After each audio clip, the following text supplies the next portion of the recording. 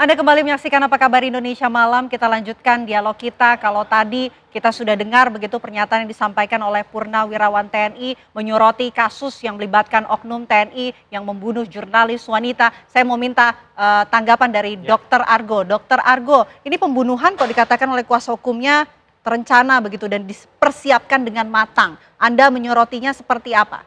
Ya, jadi perilaku kekerasan atau agresivitas itu merupakan suatu proses yang kompleks sebenarnya ya. Sangat bergantung pada kapasitas mental dari seseorang. Bagaimana mungkin secara genetik tadi Pak Iskandar menyampaikan juga ya, kalau secara genetik memang ada riwayat kekerasan dalam keluarga itu akan mempengaruhi orang itu lebih beresiko. Kemudian penggunaan alkohol, minuman keras, dan narkoba mempengaruhi juga. Peristiwa-peristiwa traumatis yang pernah dialami dalam hidupnya, tontonan tentang kekerasan, pengalaman-pengalaman hidup, itu adalah kapasitas mentalnya. Kemudian juga yang cukup mempengaruhi adalah tingkat stresornya. Tingkat stresor yang tinggi dalam relasi, sosial, pekerjaan, itu akan membuat seseorang itu mudah untuk melakukan perilaku kekerasan atau agresivitas. Nah, di otak ini memang ada dia bagian otak yang fungsinya untuk mengontrol, untuk membuat keputusan yang tepat. Ya. Tapi ada juga bagian otak yang sifatnya emosional. Nah, kalau ke-trigger yang emosinya dan dia tidak punya kemampuan untuk mengendalikan perilakunya dengan baik, muncullah perilaku kekerasan dan agresivitas itu. Oke. Timing dan momentumnya itu bisa merupakan suatu bagian dari munculnya agresivitas itu. Jadi tentunya perlu ada pemeriksaan lebih menyeluruh ya terhadap kondisi psikologis, kesehatan mental, sehingga kita bisa melihat bagaimana munculnya perilaku kekerasan ini, apa alasannya, apa tujuannya, sehingga akan lebih lengkap dia pemeriksaan tersebut. Oke, kalau kita lihat pelaku ini ketika proses rekonstruksi begitu tenang dan tidak terlihat begitu gugup. Anda melihat dari sisi psikologis pelaku ini seperti apa? Setiap orang yang berhadapan dengan situasi yang tidak dia harapkan ataupun sedang dalam keadaan stres atau tertekan, pasti akan ada respon psikologis. Bisa dia fight gitu ya, bisa dia flight, bisa freeze seperti itu dia ya, kayak numbing, bengong atau isolasi afek dan lain sebagainya. Jadi kita nggak bisa melihat hanya dari ekspresi saja, tapi nantinya perlu ada suatu wawancara, interview yang terstruktur untuk memastikan apa yang sedang dia rasakan, bagaimana keadaan emosional dan mentalnya. Gitu. Oke, apalagi ketika apa yang disampaikan oleh Pak Iskandar nih di zamannya dan mungkin sampai sekarang pun masih ada pengawasan dan juga psikologis tes kesehatan yang terus secara terus-menerus dilakukan. Tapi kenapa masih bisa terjadi begitu, dokter? Ya, jadi kalau kita lihat ya, kalau di misalnya di masyarakat umum saja gitu, tingkat stresor itu sangat banyak di zaman sekarang ini. Bukan hanya stresor dari kehidupan, tapi di dunia digitalisasi sekarang ini, penggunaan gadget misalnya, kita itu informasinya sangat overload sekali dan itu menyebabkan kelelahan baik fisik dan juga mental. Dan tentunya Pak Iskandar mungkin sangat paham gitu ya bagaimana stresor yang ada di dunia tentara misalnya. Jadi cukup banyak juga stresor-stresor yang dialami itu. Dan juga kita lihat dan dengar tadi dari pengacaranya sendiri ada juga tuh ya permasalahan yang mungkin harus dia selesaikan. Nah, dalam satu waktu tingkat stresor yang tinggi disertai dengan kapasitas mental dan kepribadian yang mungkin belum matur, itu yang akan memunculkan tindakan-tindakan agresivitas tentunya. Nah, ini yang perlu kita evaluasi lebih lanjut nantinya. Bukannya TNI ini terlatih untuk terbiasa begitu dalam situasi tekanan yang tinggi, tapi kenapa? Kemampuan manajemen stres setiap orang itu berbeda-beda. Sehingga penting sekali orang tuh punya manajemen stres. Bagaimana dia mengelola tingkat stres yang dialami agar kemudian mendapatkan keputusan-keputusan yang nantinya itu tidak memberikan konsekuensi yang negatif. Nah, kalau sekarang ini kan konsekuensinya sangat negatif ya, karena pengambilan keputusan yang dilakukan oleh yang bersangkutan itu ternyata memberikan efek seperti itu. Oke, sekarang saya mau kembali ke Pak Dedi kalau begitu selaku kuasa hukum keluarga korban. Pak Dedi, apa yang kemudian menjadi tuntutan dari pihak keluarga untuk bisa diusut, apa yang ingin didapatkan oleh pihak keluarga, Pak Dedi? Terima kasih, Mbak. Jadi memang pihak keluarga tentu kemarin juga mengikuti proses rekonstruksi itu dari awal sampai akhir. Bagaimana cara tersangka untuk menghilangkan nyawa korban, yaitu dengan cara dipiting, kemudian dicekek, bahkan ada yang mendahului sebelumnya. Nah, bahkan pada saat jenazah ditemukan, pihak tersangka ini ada menyampaikan bela sungkawa seolah-olah dia memang tidak mengetahui dan ikut berduka terhadap hilangnya nyawa si korban. Nah, ini kan sesuatu perencanaan yang bagaimana agar menutupi perbuatan yang telah dia lakukan terhadap korban. Pak Nah, Deddy, mohon korban maaf. merasa tentu keluarga korban ya, Ya, mohon maaf, ini katanya ada bela sungkawa yang ya, disampaikan oleh pelaku. Bela sungkawa apa Pak yang disampaikan?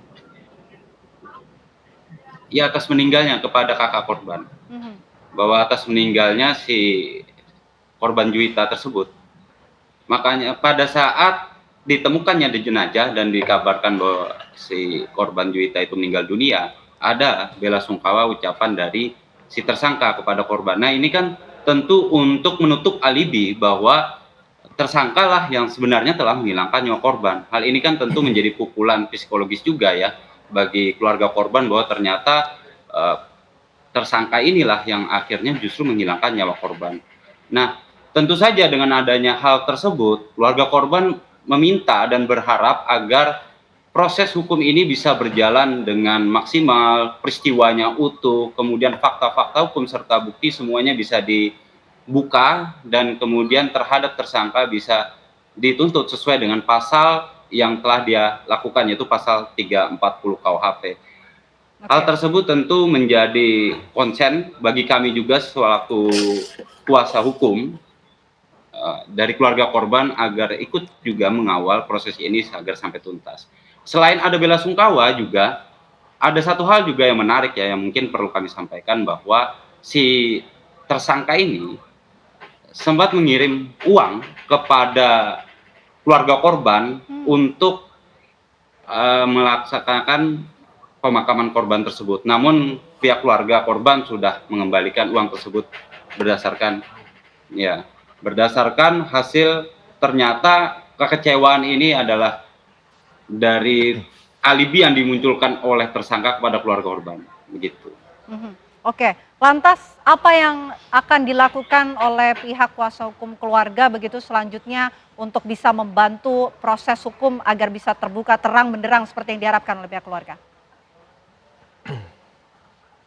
Jadi kemarin kami sudah berdiskusi banyak hasil melihat dari rekonstruksi dan kami sudah mengirimkan surat kepada pihak penyidik ya agar dikedepankanlah scientific criminal investigation guna mengungkap tabir ini secara utuh, yaitu ada beberapa hal yang kami minta dilakukan uji forensik. Yang pertama adalah terhadap cairan sperma di tubuh korban dalam jumlah dan volume yang cukup banyak seperti itu. Apakah ini memang sperma ini hanya ada DNA pelaku atau ada pihak lain ya. Nah, kemudian yang kedua yaitu dilakukan digital forensik terhadap handphone tersangka agar mengetahui dengan siapa saja tersangka ini berkomunikasi sebelum terjadinya perbuatan pembunuhan ini sampai telah dilaksanakannya perbuatan pembunuhan ini. Itu untuk membuka tabir itu menjadi seutuh-utuhnya seperti itu. Kemudian yang ketiga kami juga meminta agar dilakukan tracking terhadap GPS karena mobil yang digunakan oleh tersangka ini kan mobil rental seperti itu.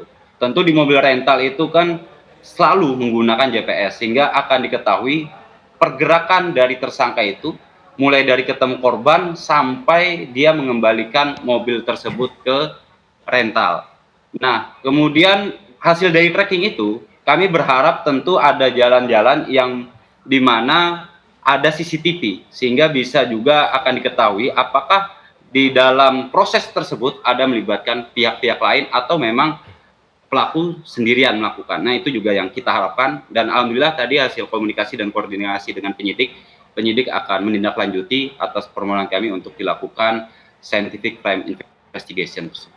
Oke, baik Pak Deddy, ada kecurigaan untuk adanya pelaku lain kah?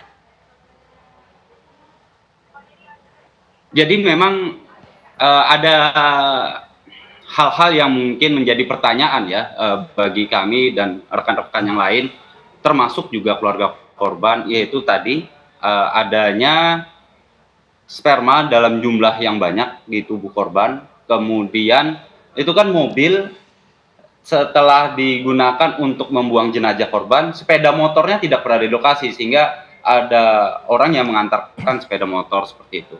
Nah, makanya kami berharap dengan adanya